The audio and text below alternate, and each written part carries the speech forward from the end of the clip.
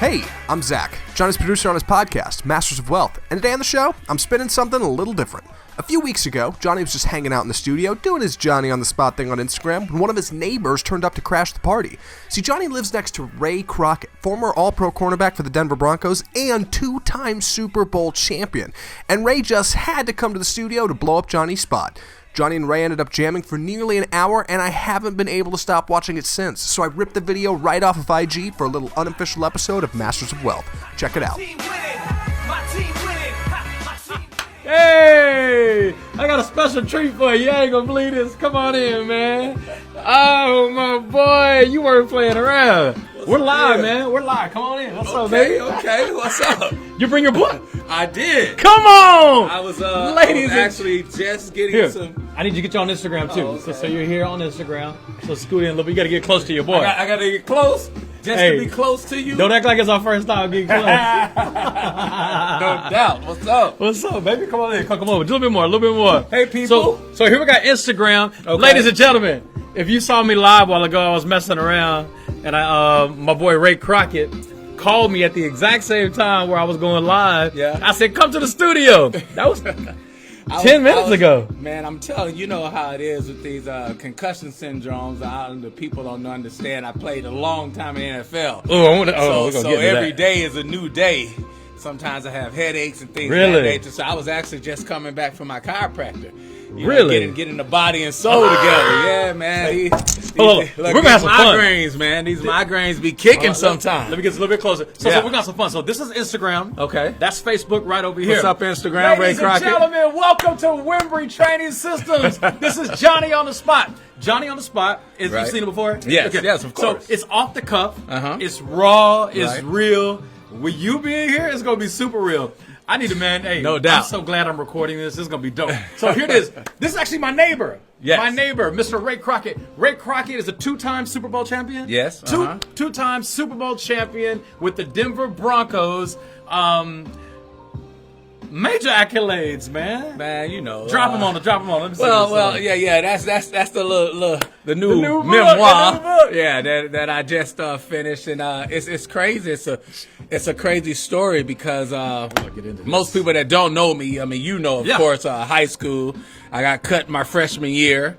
Trying to play football. I was 5'2", 115 pounds or so. So deservedly so, I probably deserved to get cut, even though I felt, you know, I was good enough to play football at the time. I was just super small and didn't even know how, you know, I would ever get a chance again. So what I did, I worked that whole freshman year. I worked out, ran, did push. You know, back in the day, we didn't have gym memberships. You know, my mom wasn't banking like that. You know, she couldn't do the $12.99 a month. No. We were in the projects. We can't get the $12.99. We lived milk cartons and did push-ups, sit-ups, and rode our bikes. That's how we got fast and strong back in the day, and did pull-ups at the at the park. You know, at the old on the old bar. So so that's what I did my freshman year. You know why I'm laughing right now?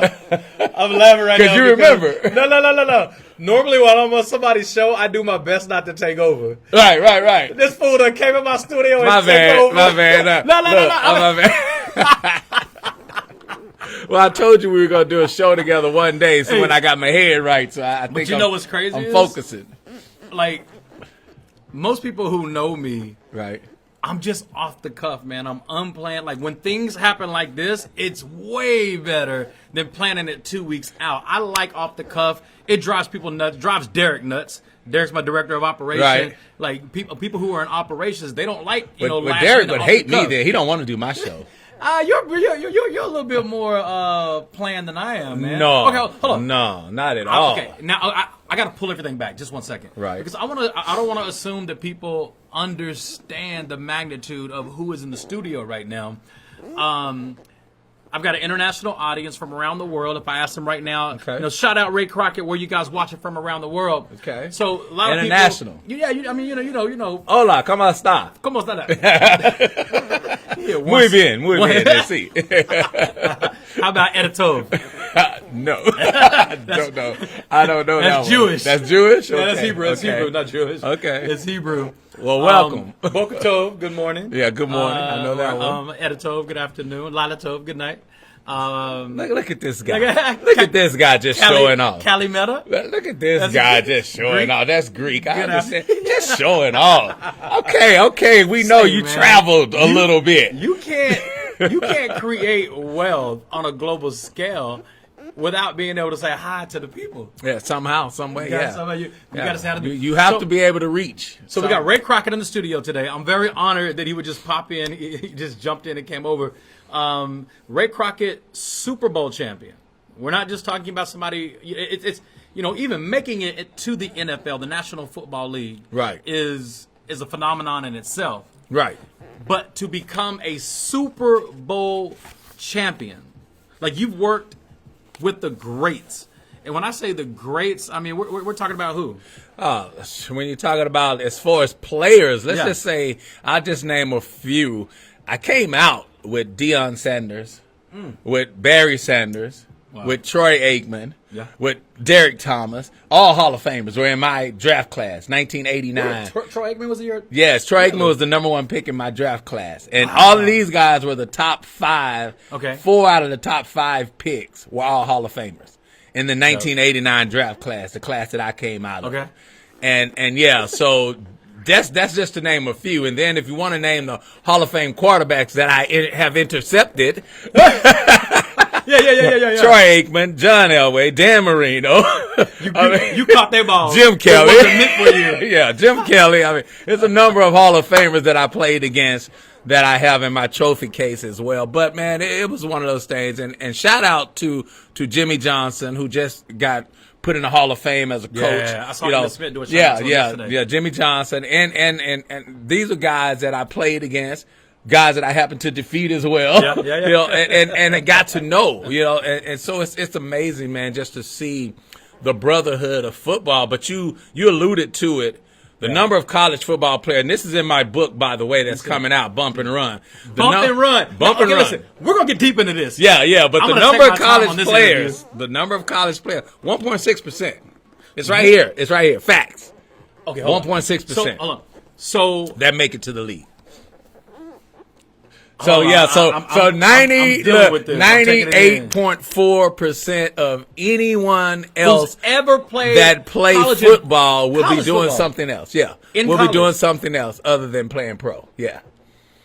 No contracts. So none of that. I love your story because you're one of those stories. You said you were 5'2". Yes, my freshman year. Do the equation. That's short.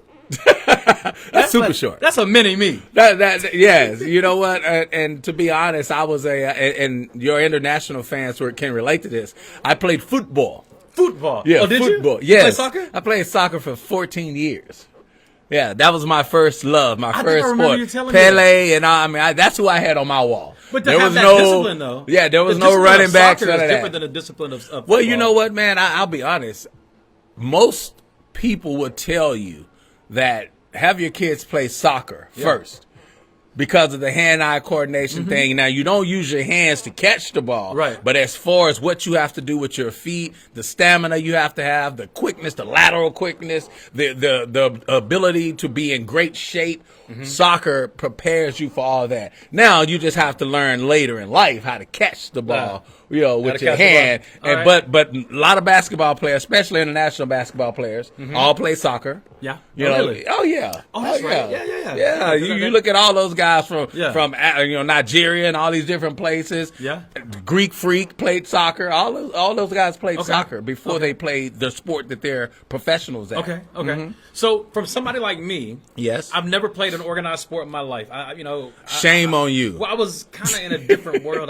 I got you. You was organized, just wasn't in soccer. I was scratching to survive. You had a team. I was scratching to survive. You had a real team, just wasn't a soccer team. But I'm looking, I got a lot of friends who are professional athletes. I don't even know how that happened. I don't know how that happened that I've been surrounded. Thank you, Carol. Hi, Miss Carol. How you doing? Bringing him some water in. But for somebody from the outside looking in, like to be a professional, to be an African-American professional athlete. Right. In our minds growing up, like, bruh, made it. Yeah. Well, I mean, to be honest with me, that's why my book is a little different than others, because realistically, I had no clue. As you can imagine, at 5'2", 115, as a freshman in high school, hell, I didn't even think I, was ever going to get on a team. I only went out for the team because I was like, I think I'm better than these guys. I know I'm faster. I'm just as quick from playing soccer. I've been out there with them. I'm just as quick, but I just didn't get an opportunity because of my size. The coaches didn't feel as if someone 5'2", 5'3", maybe, at a great day, I was 5'3" and a half, 5'4" at a great day. Okay. But someone that size could help a team. Okay, I got a question. Uh-huh. You know me, I'm all about points. I'm trying to get this out of my face. but I'm getting enjoying. So, okay, hold on. Tip number 1. When you know you're better than people that you're watching, participate. Right. Now, here's the thing. And don't quit. Even if you get cut, don't quit. Because there are times when I walk in the room and I diminish my light. Yeah. And I do it out of respect. Yeah. I'm on people's shows sometime, and respectfully, I will dim my light because I don't want to take over somebody's show. And I've learned, especially last year. Well, Bishop Jakes told me something last year that kind of stuck with me in a different way. He's like, you're going to be at a certain point in your life where diminishing your light is no longer necessary. Well, I will say this. It's okay to diminish your light, but don't diminish your shine. That's two different things. You can diminish your light. Why you got to outdo me? But you're going to shine. Why you got to outdo me? And that's me. Like me, I'm the same way. Yeah. Like, even though my light was diminished as a freshman in high school, I still had my shine because every day I went to those games, I was telling anybody who wanted to hear in the stands, I'm better than them fools. You'll see. Oh. You'll see. But anybody can talk. Yeah, but you got on that field. But I was working, though. And as I was telling them I was better than those guys, I was also working. Your work ethic is insane. Dude, I was riding my bike, I was doing my push, I was doing my sit-up, and I was also looking at what they were doing. Like when I heard one of the fastest guys on the team way back then, ran a 40 at 4.65. We were freshmen. We wasn't super fast. Okay. So I ran my own 40. I wanted to see what I ran. Really? And I was 4.61. I was like, I'm faster than those guys. So I can get in there. I can get in there. So eventually I could get in there. So you had somebody who you played soccer, you're athletic. You never really thought about football in terms of pursuing it as a career until you saw people on the field, playing in a game, whether it's high school or whatever, and you're like, man, I can do that. And not only can I do that, I can do it better, and I can cause our team to start winning. I mean, to be honest, I was a park legend first because I had older brothers. Oh, really? I grew up in Oak Cliff. I had 3 older brothers. You never told me about your siblings. I had 3 older brothers. You never talked about your siblings. I know. I had 3 older brothers, and my brother next to me, his name is Daryl. He actually was a Marine, got killed in the Marines. Oh, man, I'm sorry. Yeah, but he was Daryl Ray Crockett, Donald Ray Crockett, born on the same day, 3 years apart. Both of us born January 5th, 3 years apart. Well, happy birthday. 2 minutes apart. Really? 2 minutes, yes. So we looked like twins. He was just bigger. Like if you look in my book, I can show you a picture of him, and it would like just have you looking funny because we looked like twins and we did everything together. Wow. So he actually took me to the park. That's my brother. He actually took me to the park. See the difference in size. Good Lord, look how tall he is. Yes. How much more taller he is. Look at that. That's me at 5'2" or something, and he at 5'10". I don't know if you see it from way over there, but look how tall is. Like you can see the difference. Yeah. How many years apart? 3 years apart. 3 years. Wow. But the thing is that he would take me to the park in Oak Cliff. Okay. And no one would pick me, of course. Yeah. I'm little. Yeah. But he would, because he knew that I could play. So he would be like, "Oh man." I just take my brother. You hustle, y'all hustle. That's how it was always like that. He'd be like, man, I just take my brother. And 3 touchdowns later, they were like hitting me like I was a grown ass man. Like literally. Did y'all play sideline kill in the street? Yeah, we played throw up tackle. I played all that. Yeah, and actually they hit me so hard one time. Actually, I broke my ankle. I broke my ankle playing. As a kid? Yes, as a kid, and came home, and we didn't tell my mom until 2 days later because my mom would have killed him. Because she had already told him he's too small to be playing football. When he goes to the park, make sure he doesn't play. Just leave him out on the side, while y'all play. And the whole time I was playing. Man. Yeah, the whole time I was playing. So we got Ray Crockett in the studio, Super Bowl champion, 2-time Super Bowl champion. You wrote a book called Bump and Run. Yes. It made me. It saved me. So the book is not available yet. No, not yet. So when we met a few years ago, but we met to talk about you becoming an author. Right. About a year ago. Yeah. It's not even that long. Yeah, actually, I'm gonna be very honest and look, you inspired me. Real talk, that. You inspired me to be an author because the story, my son, Little Ray, was in the neighborhood one time selling their This little is a raffle. very true story. Yeah, selling their coupons. No. Let me back Yeah, up. you tell the story. So I'm doing a presentation in my house, and I got a house full of guests. Right. I want to say we had about 70 people in my house at that point, and we weren't started yet. We were during the social hour, but we're about to start the presentation, and your son knocks on my door. He knocks on your door. Him and another kid. And he's selling these coupons. In Southlake, they sell coupons. Yeah. I don't know why. And they raising money. I don't know why Southlake is raising money. All these damn rich people out here. I know. But anyway, it made the kids feel good. Yeah. But they were raising money, selling coupons. So he comes back with this book. Show them to you. Yeah, and he tells me, he goes, Dad, at this time I didn't know Johnny. He goes, Dad, there's a black dude in our neighborhood.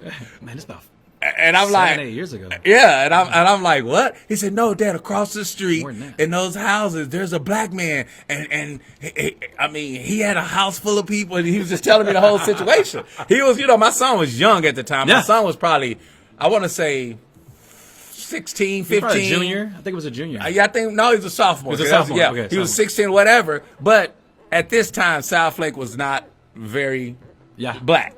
Nah. So he was happy to see. Yeah, so he was happy to see somebody else of color and somebody doing so well. So he gives me this book. Well, let me tell him what happened. You can tell it. Okay. Because I wasn't there for that story, but here's where I was there. So your son knocks on my door. I'm thinking it's more guests running late that are coming, and they're out there in a jersey, football jersey, and he's like, I'm selling coupons, and he looked kind of nervous, to be honest with you. I said, man, let me tell you. I said, listen, I'm gonna let you come in and present to everybody in this house. Wow. And he came in. I said, ladies and gentlemen, turn the music off. This is a young kid in the neighborhood. He's on his hustle. His father's a Super Bowl champion, and he has something to say. And then and he did what he did. Sold a lot of tickets, and I gave him my book. He sold out at my house because he came back. He's like, "Damn, I didn't have to go to any other house." So thank you for that. So he comes home and does what? He comes home with the book. He comes home with the book, and he tells me the story, and just what you said. He said, "Dad, I was so nervous." I said, "Well, Ray, that's what you have to do." I said, when you want to get something done, if you want to go somewhere you've never been, you have to do something you've never done. Come on. And so he was like, I said, so how did it end up? He said, I'm here. Because he really left the house literally probably 15, 20 minutes. He came right back. He said, I sold all the tickets. He said, I didn't have to go to the other house. So it was awesome. But fast forward to now, this book, I had this book in my house, in my bedroom, years ago, as you just said, alluded to, 7-8 years ago, right? So I've been having some concussion issues, the whole nine. I've gone through the whole gamut from depression, anxiety, to all of it. And I'm sitting in my room, blacked out, and that's what I do when I get my migraines. I turn the air on super high, so it's really, really cold. And people that have migraines, you understand this and you'll get it. That's how you cool your temperature down and your headaches go away. So I blacked the room out, and for whatever reason, I'm sitting there and I'm just praying, God, I'm tired of having these headaches, and I look in the corner and I see this book. Really? I did. I see this book. I don't know this story. And I said, you know what, God, if you help me through this, I'm going to tell my story. I said, I'm going to tell my story. I said, I'm going to praise you. I'm going to thank you, because that's what in the Bible, if you know the Bible, it says you praise him, you thank him, and then you tell your story. You tell somebody else that he helped. Yep. And that's where this book came from. So from this book thank you. Came this book. Yeah. all in one time. And then I called you, and then I reached out. Yeah. And I reached out to you. That was the number one thing that people won't do. They won't reach out. Exactly. We've helped in this office, and you came up here before and talked to Derek. Right. We've helped over 100 people become published authors just by simply contributing a chapter to a book that we do. We do all the work. We do all the design, all the layout. We do everything. We even have ghostwriters that interview people to help them nurture and find their story, right?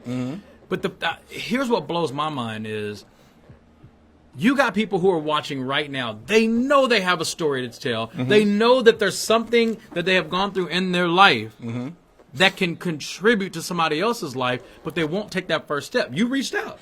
Now, you're a Super Bowl champion. It takes humbling, no. I haven't accomplished what you've accomplished, but I did from a book perspective, I have. Exactly. And that's the thing, man. Listen, there are people in your life that are designed to help you that aren't helping you because you simply haven't reached out. You talk about the Bible. The Bible says, you have not because you ask not. Right. And that's not, that's a proverb probably in most historical languages. But I want to talk about your book.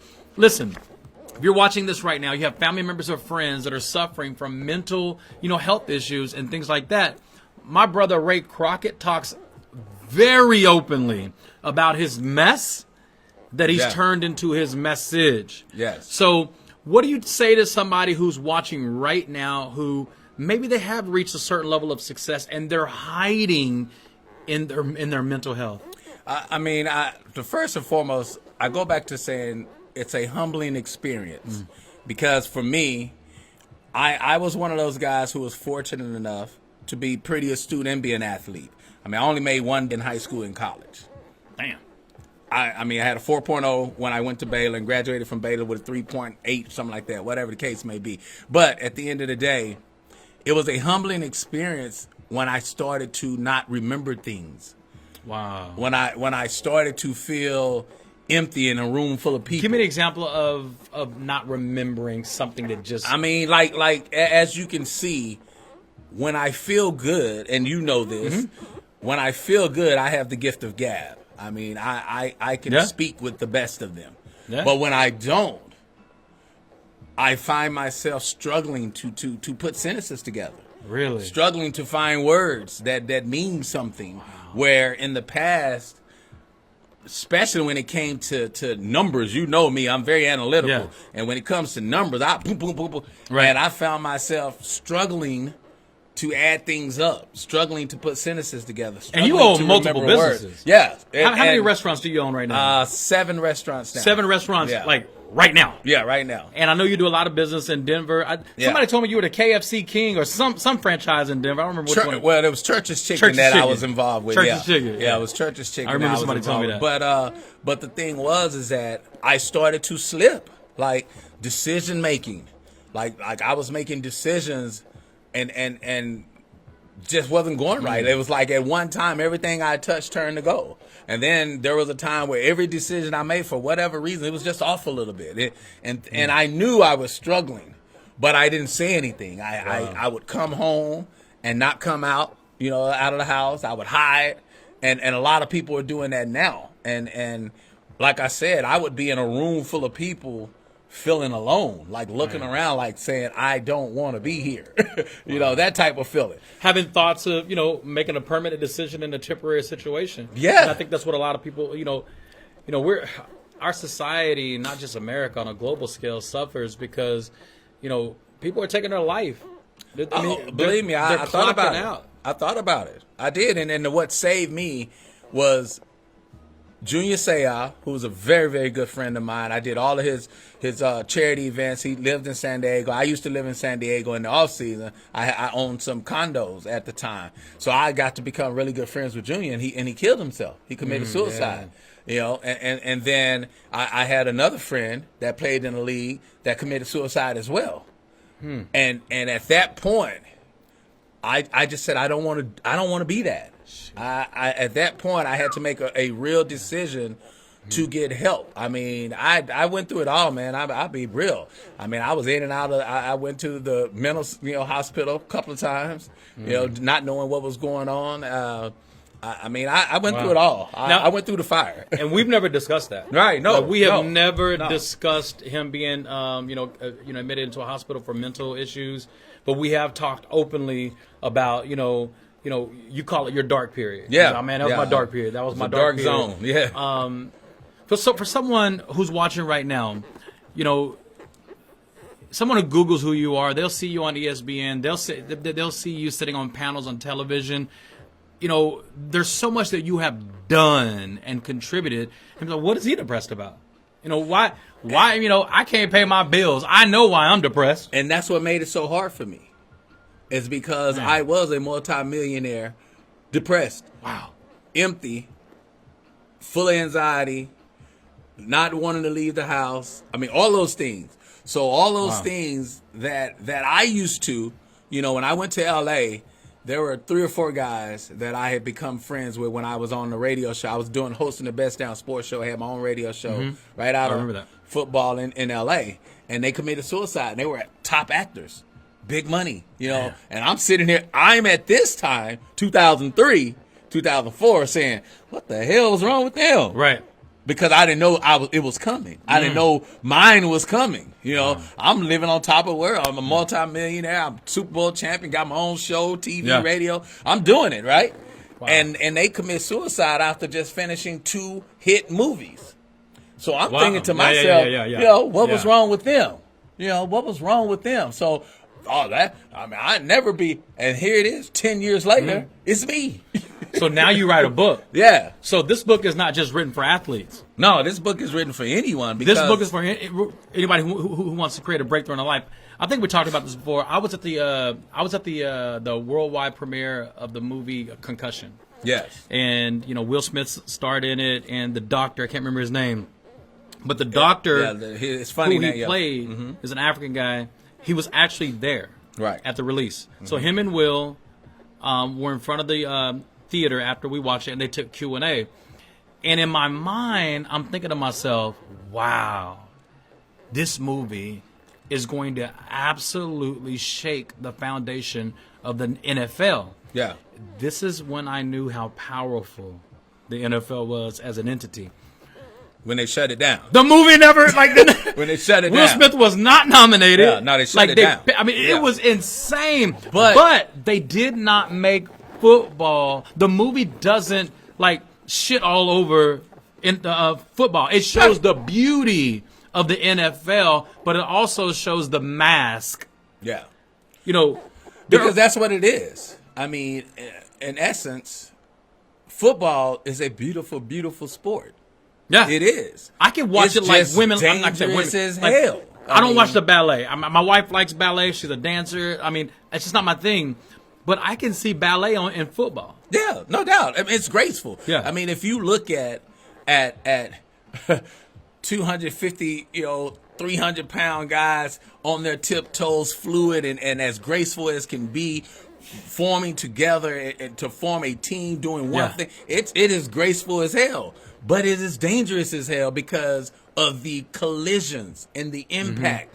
But what that movie did do, they may have shut it down from a film and award show, but it did change the NFL because a lot of changes came out. They responded in a big way. A lot of mothers say, I'm not letting my kids play football. Yeah, and we run a huge concussion lawsuit because of that movie. Yeah, we did $2 billion or something like that. Did that go former to players? Former well, players? You have to qualify for it. Of course, you have to show things are going wrong, and there's a lot of stuff to go with that. But I mean, for me, man, it woke me up. Really, it did. It woke me up because within that movie, there was 2 or 3 suicidal players that ended up committing suicide in the movie as well, and things of that. And I was suffering at the time.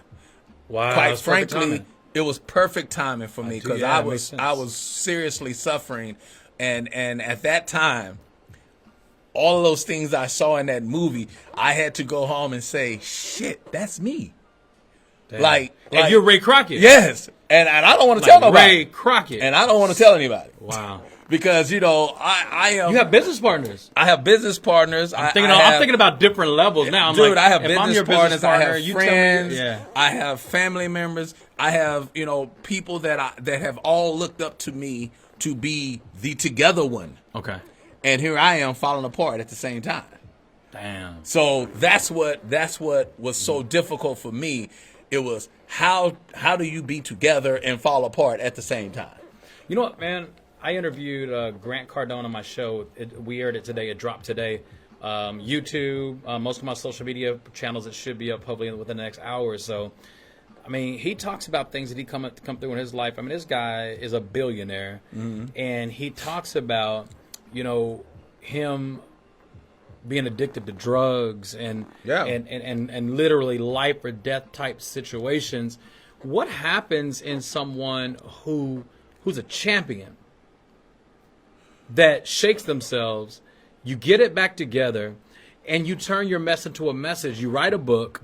What is your message to individuals out there that may have been a giant in one area? Maybe you're an amazing chef. Maybe you own your own daycare. Maybe you're an entrepreneur. You're just great at what you do. You're a principal of a high school. You're a standout person that everybody loves, but you're suffering in silence. I mean, my biggest message is falling does not mean failure. Falling does not mean failure. That's one thing. Humble. You have to humble yourself in order to get help. There is help available. We just are not accustomed to asking for it. Yeah. Because we help people. Being a professional athlete, being a champion, I wasn't used to getting help. I was used to helping. Helping, yeah. Everybody's calling me for something. Yeah. Now I have to reach out to someone else. You're about to make me cry. No, I mean, it's just real. I relate. And that's because of what I did with you. Yeah. I mean, quite frankly, if you recall, I didn't meet you in person. I hit you on Twitter. Yeah. And I said, because of your book. Yeah, I remember that. It sparked me to write a book. And I said, if there is anything you can give to me to help, I would gladly take it. And you reached back. Yeah. And it was so surprising. You reached back. It was, and this is to your credit. I don't know if you do this all the time. I have no idea. I do my best. But I just know within 5 minutes, you hit me back. And that brought me to a point to where I said, damn, people will help me. Like, somebody will help me and won't judge me. And, let me take this to another level. Not only... That wasn't your only option. You could have walked. You could have put your shoes on and walked to my house, in seconds. But that was the fear. That's our fear factor. But the point is, there are people who are watching this that will never meet me in person. You had direct access and still felt like, man, this guy may not respond, but I'm going to take that shot. And here you are right now. We're not talking about a book. We're walking around with his book in hand, and it says "not for resale" on the cover. So this is your mock-up of the book. Yes. Has it been approved? Yes, it's been approved. And have you signed off on approval for print?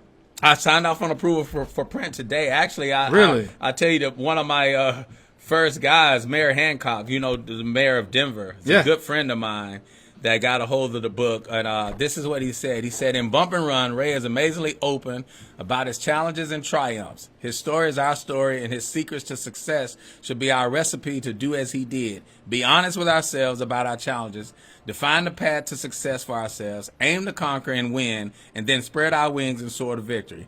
Like Ray demonstrates in this dissertation, we are more than conquerors. That's what I wanted to get out of this book. And that's the mayor. Of the mayor of Denver, Mayor Colorado. Hancock. So that's what I want out of this book. More so than anything, it's not about making money and all of that stuff. I feel that if you help enough people, money will come. That's just how it does. I mean, that's the effect. The law of that's the effect. It has to work that way. So I just felt that Dave Durson really, between Dave and me reaching out to you, was the reason this book came about, because I was in Vegas at the Minority Business minority business conference in Vegas. It's not a lot of blacks there. What? At that time and Dave And it's Durson. called Yeah, it wasn't I'm sorry, it wasn't the minority conference. We had the minority conference 2 days later. Okay, got it. Okay. But this was the conference before where sprinkled with minorities. Then the minority conference started. So I correct myself. But anyway, Dave Durson had a big time meat company. I don't know if you knew he had a meat distribution company in Chicago and whatnot. Dave Durson is the safety, by the way, for the Chicago Bears, Super Bowl champion on the '85 Bears. He was Refrigerator Perry. Yeah, he was the starting strong safety. We're not Dave here Durson. to start And no he was trouble. and he worked in the NFL. At this time, he worked for the NFL. Really? But what happened with Dave? I sat with Dave, had lunch with him, he and his wife. Dave seemed cool, calm, in control, collective, talking about business, smiling. We having a good time. He's like, man, I admired your career. I'm talking about him. I was like, dude, boom, boom. 2 weeks later, he killed himself. God, dog. So Wow. what that told me was that he was better at hiding than I was. At the same time, we're sitting there talking to each other about business, talking to each other about Having similar issues. Yes, having similar issues at the same time. Man. He obviously was in a dark space of his life. Yeah. But no one knew. No one knew. So he leaves there. 2 weeks later, he commits suicide. So for me, between Junior Seau and Dave Durson, I just said, I know there's a lot of players, and I've seen them because I've seen their actions. Yeah. And the other thing that I want to tell people, you asked me about what I want to get out of this book, is don't medicate yourself. Don't do that. I did it. I tried it. Give me examples. Let's be real. I'm going to be very real with them. Using weed and cocaine and all this stuff, because what happens when you get in this space. Hold on, you can't smoke weed? Well, you can smoke weed. That's medical marijuana and all that's that on stuff. the earth. But what I'm just saying I'm tripping. is there's all kind of stuff that boosts your morale, because I was known as a people person. Yeah. I was known as the light of the room. My family called me the golden child. Like every time I walked in the room, I would light it up. Does that create a weight of responsibility? Well, what it was doing, it does. It does. But what happened was, during this dark time, I wanted that person back, but I wasn't that person. I was depressed. I was low. I wanted that person back. So when I started taking depression medicine and all that, it made me feel like a zombie, right? Yeah. But when I did cocaine, I felt like the old Ray Crockett or something like that. You know what I mean? That's what I mean by self-medicating yourself. And Right. Don't do that. Get proper help. Get proper help. I want to say this, man, because your message will save lives, and I believe it will trickle down to encourage other people to do what you're doing right now. So somebody who's watching right now, they may know someone, or they're suffering in silence or in secrecy, and they're maybe entertaining making a permanent decision in a temporary situation. Right. I'm going to call you out and I'm going to charge you for something real quick, because I believe that everything happens for a reason. It's not a coincidence that you jumped in the studio last minute, came up here in 10 minutes. I believe that God puts me in certain situations that allows me to help people in the now. And I do believe there's somebody who could be watching right now. And there could be somebody who's going to rewatch this a year from now, because it's going to be on Facebook forever.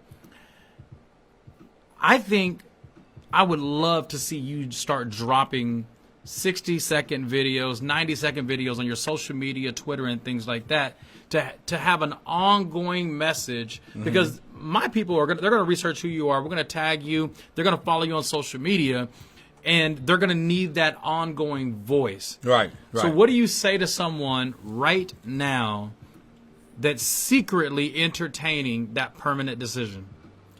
I say to them that it is not brave to suffer in silence.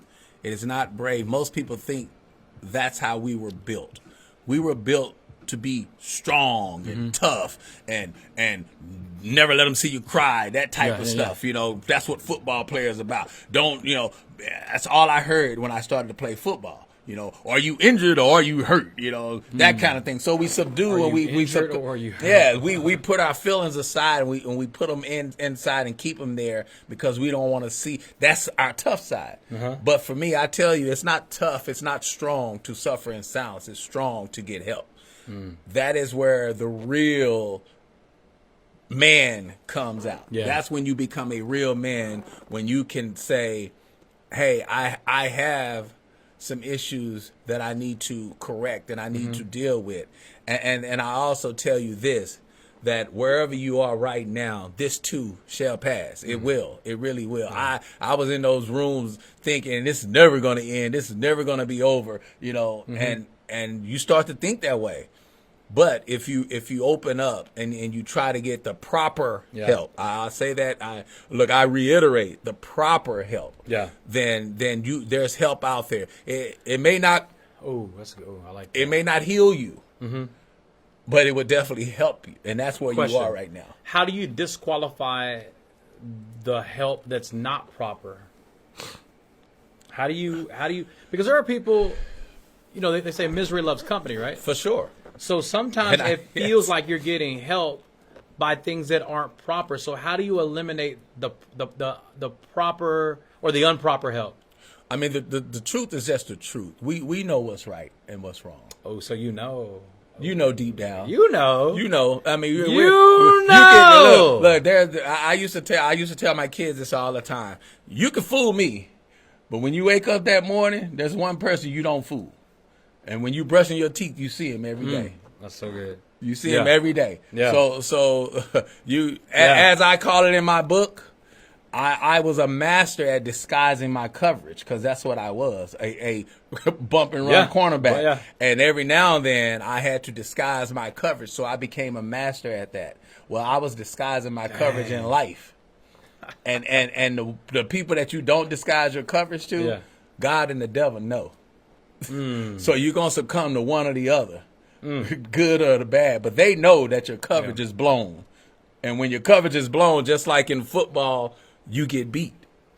And so I was getting beat down. You got a 2-time Super Bowl champion, multi-millionaire, serial entrepreneur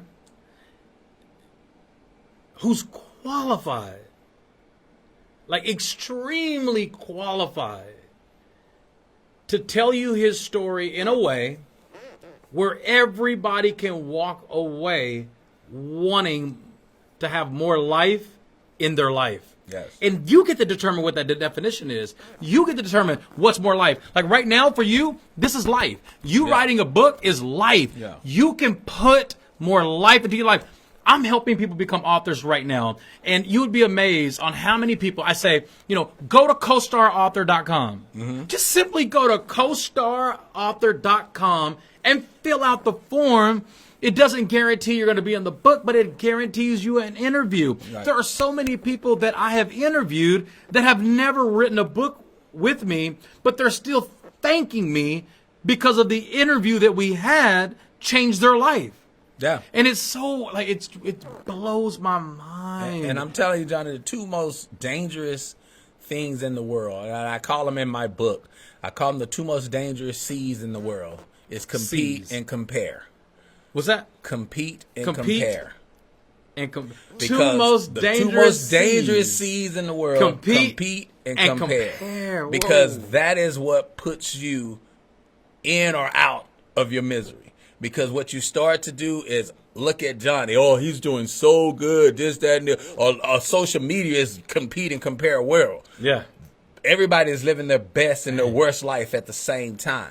Because when I turn that camera on, I can show you Bentleys and this and that and this. And then, like me, I can turn the camera off and go in the room and lay down and turn the lights out, dark it out, and turn the air up. Nobody knows that. Dang. But what they want to see is they see Ray Crockett and they compete and compare themselves to that guy, not knowing that that guy is struggling. So those are the two most dangerous C's. Live your life. Yeah. Be in your zone. Be in your circle. There's no reason, because God made everybody singular, not plural. So who are you competing and comparing yourself to? You should be So just good. you. So if you wake up every day feeling better, and that's what I had to do. This story tells about at college. I had it was a very bad experience my freshman year in college. I went to college as a, big time DB, big time recruit. Got there, Thomas Everett, who won the Jim Thorpe Award, the first Jim Thorpe Award as the best DB in college football, was there. Ron Francis was a second-round draft pick. These guys were playing in front of me. Okay. And I got there and got my ass kicked on a daily basis. I did. I thought I was really good until I lined up against them and got beat down every day. And every day I went back to my room, and this is what I started to do. Because I was not winning, I could not put my wins and losses. Mm-hmm. So I put a saying on my wall: lose less. Lose less. Man. Because in every, that says a lot. Yeah, because I said that's my kind of language. Yeah, when you start to lose less, all of a sudden you start to win. So I just started to say, I can't. Instead of saying win more, you said lose less. Yes, because losing you can learn from losing. You learn from losing. It didn't mean I was a not failure. everybody but not everybody learns from winning. Exactly. Ooh, so look at my lose boy. less. Ooh. So it's like lose less until you start to win. So every day, if you feel right now, if you're waking up feeling like you're a loser in life, if you feel that you're lose less, and all of a sudden your life is going to turn around.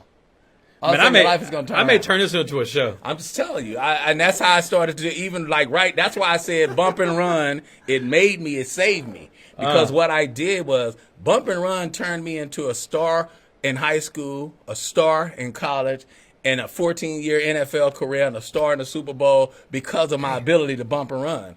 Well, it was my ability to bump and run my own problems that got me back to this point. That got me back to saying I can live. You got to get up close and personal. That's what bump and run is about, getting up close and personal to your problems, to your situation, whatever that is. I start spacing out sometimes when people say things, and I imagine myself on stage. I'm automatically, immediately delivering a message. You just said something that I have done my best to teach, but I don't feel like I have been able to articulate it the way you just articulated it. And I say participate in your rescue. And what I mean by that is everybody at any moment, regardless of success or failure, there's still something that we want to be rescued from. And it doesn't have to be something monumental. It could just be something simple like, listen, man, I want to go from, sleeping 8 hours a day to 6 hours a day. What do you do to rescue yourself from that? And people don't really understand. I really do mean it that simple. I'm not going deep when I say participate in your own rescue. I believe, man, you have become masterfully respected on a level where you can teach this on a whole nother level that I'm not qualified to teach on, because you have participated in your rescue in monumental ways that most people will never be able to understand, but you did it as a multi-millionaire. Right. Well, if I had all that money, I could buy my piece too. Nah, bro. But the thing is, it's not about, because I lost a lot. Yeah. And that's the thing, is that it's a daily struggle. It's a daily struggle, and that's what you have to admit to. You're never totally rescued. It's a daily struggle. I know that these symptoms are not going to go away. Mm-hmm. I'm not going to wake up one day and I'm never depressed again, or I never have anxiety, or I never have headaches again. I have headaches probably once a week, but I understand it. I understand it now, and I'm not fearful of it. So I get the proper help. I go see my doctors. Yeah. I go talk to my counselors. You know what I'm saying? I use the help that's readily available out there, and that's what the problem is with most people. They're suffering alone. That's the problem, is they're suffering alone because no one wants to be judged. I have somebody in my family right now that I love to death, that I see them dealing with emotional issues right now, and I love them so much that I have learned to not try to fix them, but love them where they are at that time. Yeah, and you got to put faith and science together. Yeah, and I'm looking for a way to approach this person, and encourage them. Let's get some professional help. And that's the key. Like, I mean, I talk about Tony Dorsett, who I admired all the way, from I wore a shirt in high school that said "The Hawk flies and so does TD." That was Tony Dorsett's. Man. That was his, his mantra. That was his shirt back in the day. So that's how much I admired him. And I was at the NFL, the Super Bowl last year, doing a speaking engagement, and Tony was there, and he's suffering with some dementia and some concussion. He's suffering right now, and I talked to him about it. I told him about what I was going through, and that's one of the things he told me was that he wished he would have gotten help earlier. Early doesn't mean it would have stopped it or whatever, but he wished he would have gotten help earlier. Preparation, because it's about preparing for war in time of peace. And that's what I tell the players out there now is to prepare for your battles in time of peace. Go get your body checked. Go get your head checked. It's not fun when they put all those things on your head and tell you there could be some damaging information that comes from that. But it's good to know. Because you don't know what you don't know. You don't know what you don't know. And so for me, that's where, like I said, I suffer weekly at some of these things, and if you don't tell your family members, your wife, your kids, if you're not open, then they don't know what's going on with you. Right, they don't know what they don't know. They don't know what they don't know. So at the end of the day, they just know that, like in my case, Dad tripping. Like I heard that so much in my household. Dad is tripping.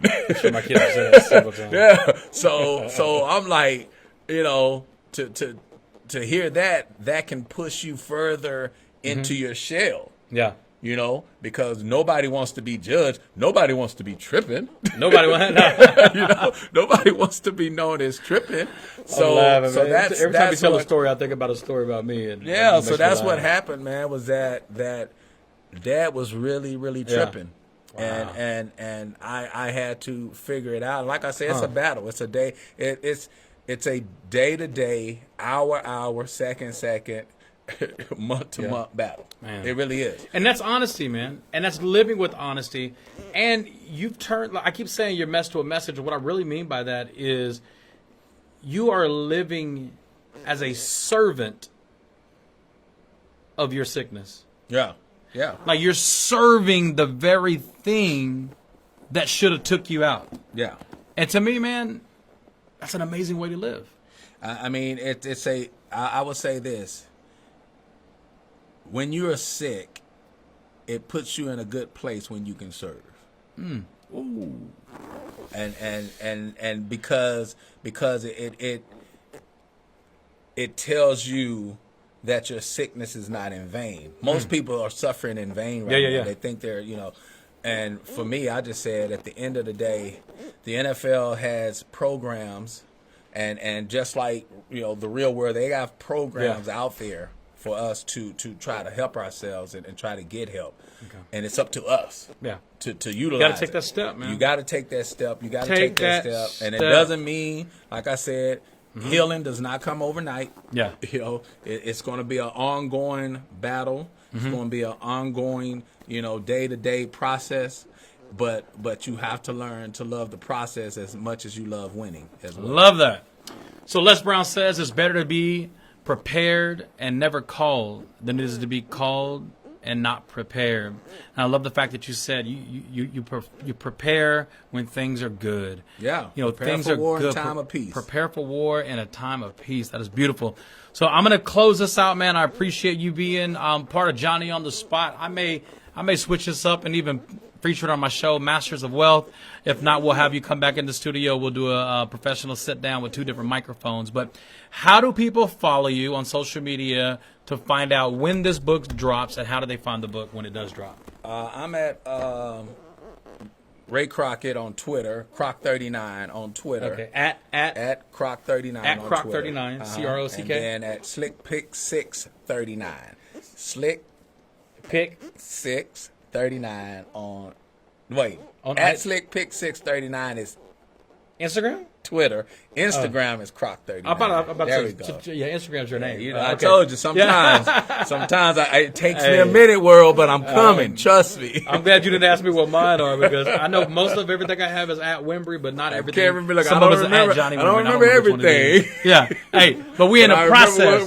What Process. And when you can't know everything, you can hire people who could do everything, which is where I am right now. And you stay in your purpose, man. Ladies and gentlemen, Johnny on the spot, the one and only 2-time Super Bowl champion, and much, much more. Entrepreneur, incredible human being. My man, Mr. Ray Crockett, man. We appreciate you guys. Show him love on social media, guys. God bless you guys. Ray Crockett. Deuces. Thanks for listening to Masters of Wealth. To find out more about Ray, follow him on Twitter at SlickPick639 or check out his Instagram at Crock39. To find out more about Johnny, check out his Instagram at Wimbrey. That's Wimbrey. And follow him on Facebook at facebook.com/Johnny Wimbrey. And to hear more episodes of Masters of Wealth, subscribe to the show on your favorite podcasting platform so that you can be the first to hear new episodes every single week. Thanks for listening, and we'll see you next time.